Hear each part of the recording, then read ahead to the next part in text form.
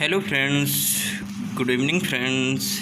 हम आपके लिए लाए हैं 7 फरवरी का करंट अफेयर्स और आज से ही हम आप लोगों के लिए daily use current affairs, daily का करंट अफेयर्स देंगे एंड आपके लिए लाए शानदार वीडियो।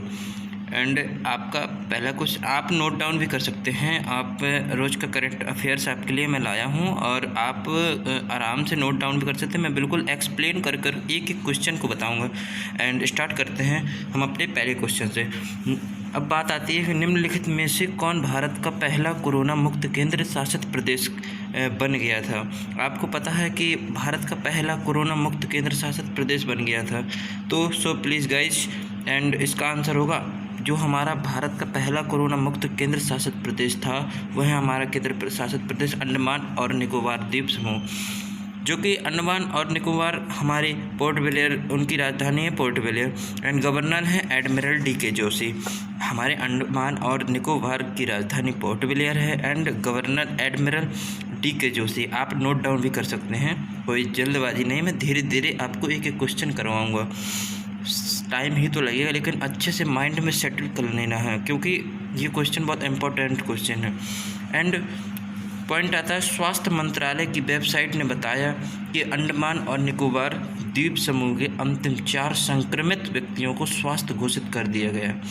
अंडमान और निकोबार द्वीप समूह में कुल 4932 मामले पाए गए और वायरस से 62 लोगों की मौत हुई थी। ये क्लियर हुआ। एंड दूसरा क्वेश्चन, हाल ही में किसे केंद्रीय जांच ब्यूरो सीबीआई के अंतरिम निदेशक के रूप में नियुक्त किया गया था। सो प्लीज़ बात करते हैं इसके आंसर की।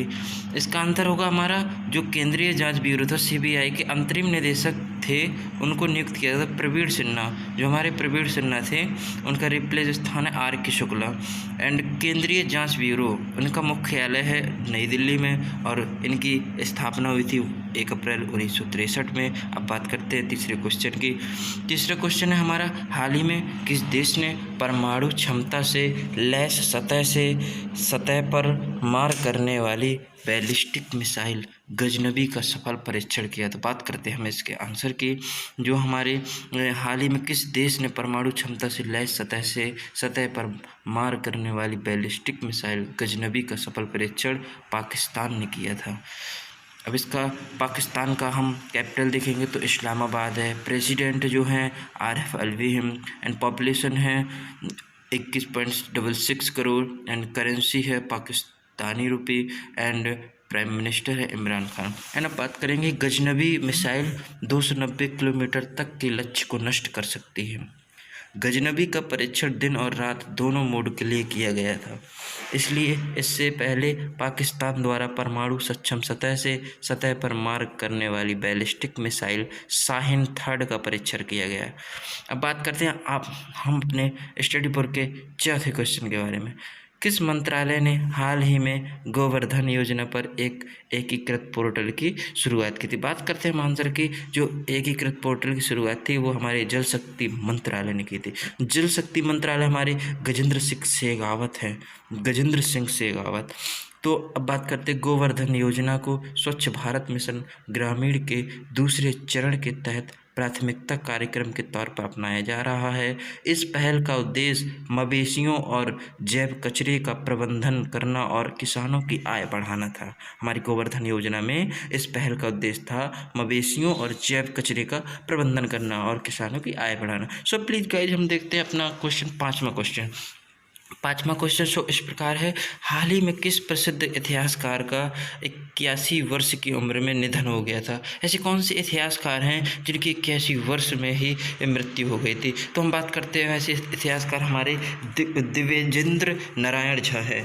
दिव्येंद्र नारायण झा जो दिल्ली यूनिवर्सिटी में इतिहास विभाग में चेयरमैन रहे। Professor D.N. झा को प्राचीन इतिहास एंशिएंट हिस्ट्री और मेडिवल भारत पर विशेषज्ञता हासिल थी। D.N. झा ने BA ऑनर्स की पढ़ाई कलकत्ता विश्वविद्यालय से की थी। इसके बाद उन्होंने पटना यूनिवर्सिटी से इतिहास में MA किया। जो हमारी पटना यूनिवर्सिटी है उन्होंने हिस्ट्री से MA किया। एंड अब बात करते हैं गाइज 6वें क्वेश्चन की। हमारा 6th क्वेश्चन है, हाल ही में किसी वायुसेना मुख्यालय में महानिदेशक निरीक्षण और सुरक्षा के रूप में नियुक्त किया गया। तो बात करते हैं हम इसके आंसर की। हमें नियुक्त किया गया GS वेदी को निरीक्षण और सुरक्षा के रूप में GS वेदी को नियुक्त किया गया। GS वेदी 1 फरवरी 2021 को इस पद पर नियुक्त किया गया। GS वेदी को 1 फरवरी 2021 को इस पद पर नियुक्त किया गया। उन्होंने भारतीय वायुसेना में विभिन्न महत्वपूर्ण पदों पर काम किया है। उन्होंने भारतीय उच्चायोग लंदन में वायु सलाहकार के रूप में भी कार्य किया है। उन्होंने 2010 में विशिष्ट सेवा पदक और 26 जनवरी 2020 को अति विशिष्ट सेवा पदक प्राप्त किया था। अब बात करते हैं गाइस 7वें क्वेश्चन की। RBI ने रिजर्व बैंक ऑफ इंडिया ने 5 फरवरी 2021 को मौद्रिक नीति समिति MPC की द्विमासिक बैठक में रेपो रेट कितने प्रतिशत पर बरकरार रखा।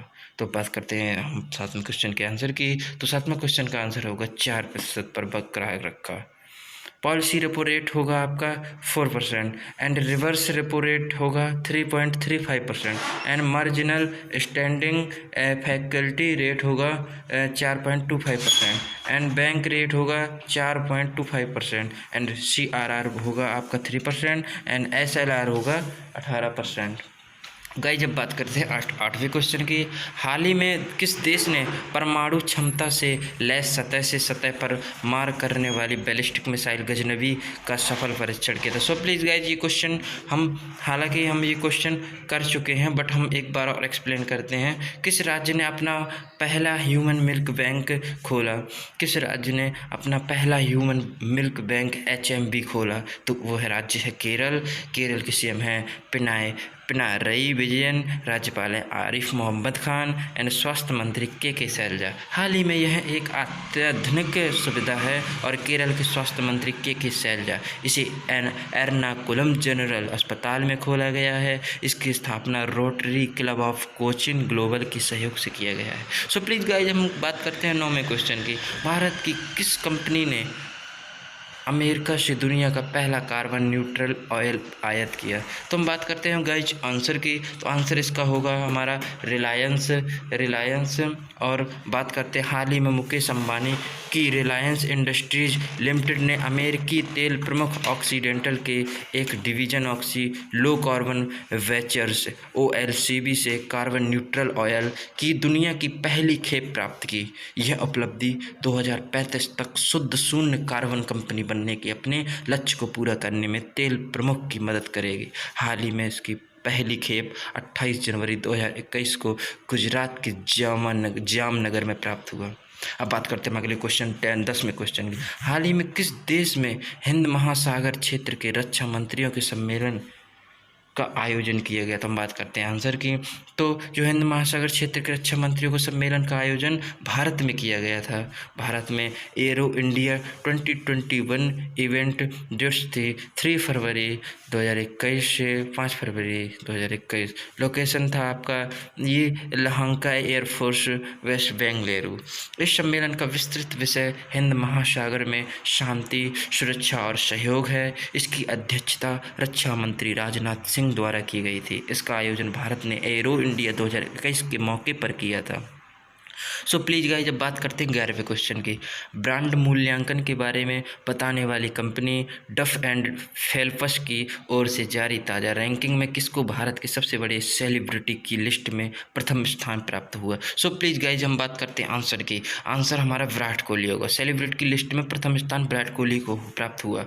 क्रिकेटर विराट कोहली 23.77 करोड़ अमेरिकी डॉलर के ब्रांड मूल्य के साथ 2020 में लगातार चौथे साल सबसे मूल्यवान भारतीय सेलिब्रिटी रहे। इस लिस्ट में दूसरा नाम बॉलीवुड एक्टर अक्षय कुमार का है और तीसरा स्थान रणवीर सिंह का है। सो प्लीज़ गाइस अब आपका जो प्रीवियस क्वेश्चन का आंसर था हाल ही में किसी फेसबुक ने अपना पहला मुख्य अनुपालन अधिकारी नियुक्त किया। सो प्लीज़ हम इसका आंसर बताएंगे। इसका आंसर आपका जो हमारा प्रीवियस क्वेश्चन है हाल ही में किसी फेसबुक ने अपना पहला मुख्य अनुपालन अधिकारी नियुक्त किया, ये आपको आंसर देना होगा। एंड आपका दूसरा क्वेश्चन टेस्ट के अकॉर्डिंग समझ लीजिए।